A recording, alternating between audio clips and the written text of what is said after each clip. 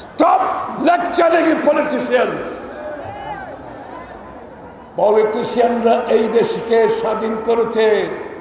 পলিটিশিয়ানরা এই দেশের আজকে যে বাংলাদেশ অর্থনৈতিকভাবে যেখানে দাঁড়িয়েছে, যদি শেখ হাসিনার 15 বছরটা বাদ দেন, বাংলাদেশের অর্থনীতি বিএনপি যে সংস্কার করেছে আজকে ডাবল ডিজিট গ্রোথের মধ্যে গিয়ে দাঁড়াতে। আসেন, সংস্কার বাংলাদেশে স্বৈরাচার পতনের পরে সংসদীয় গণতন্ত্র কে প্রবর্তন করেছিল? বেগম খালেদা জিয়ার নেতৃত্বে। আরো গল্প শুনবেন সংস্কারে। বাংলাদেশের অর্থনীতিতে সমস্ত সংস্কারের মাধ্যমে বাংলাদেশের সাধারণ মানুষ অংশগ্রহণের মাধ্যমে আজকে যে অর্থনীতি বাংলাদেশে দাঁড়িয়েছে সেটা হচ্ছে বিএনপির অর্থনৈতিক সংস্কারের মাধ্যমে। আজও বাংলাদেশ যেখানে দাঁড়িয়ে আছে, সংস্কারের গল্প আরো শুনতে চান? সারাদিন ধরে বলবো। রাজনীতিবিদদের সংস্কারের বক্তৃতা দেওয়া বন্ধ করে।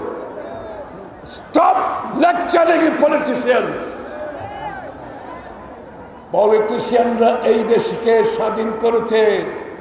পলিটিশিয়ানরা এই দেশের আজকে যে বাংলাদেশ অর্থনৈতিকভাবে যেখানে দাঁড়িয়েছে, যদি শেখ হাসিনার 15 বছরটা বাদ দেন, বাংলাদেশের অর্থনীতি বিএনপি যে সংস্কার করেছে আজকে ডাবল ডিজিট গ্রোথের মধ্যে গিয়ে দাঁড়াতে।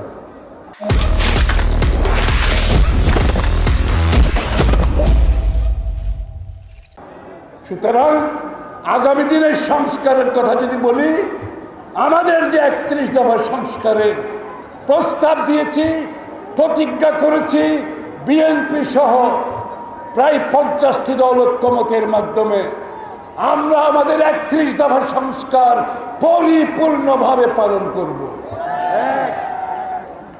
এখন কি সংস্কার হবে না হবে সেটা আমরা সহযোগিতা করতে রাজি আছি, কিন্তু এটা যাদের কাজ সেটা হচ্ছে আগামী সংসদের কাজ, সেটা হচ্ছে বাংলাদেশের মানুষের কাজ।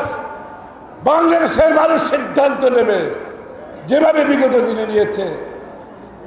আর যেখানে বিগত দিনে রাজনীতিবিদরা সফল হয় নাই, রাজনীতিবিদদের তার জন্য জনগণের কাছে দায়বদ্ধতা, জবাবদিহিতা থাকবে এবং রাজনীতিবিদরা তার পরিপ্রেক্ষিতে তাদের আগামী দিনের রাজনীতির পথ সঠিক পথে চালাবে। সেটাই গণতন্ত্র, এর বাইরে যাওয়ার কোনো সুযোগ নাই।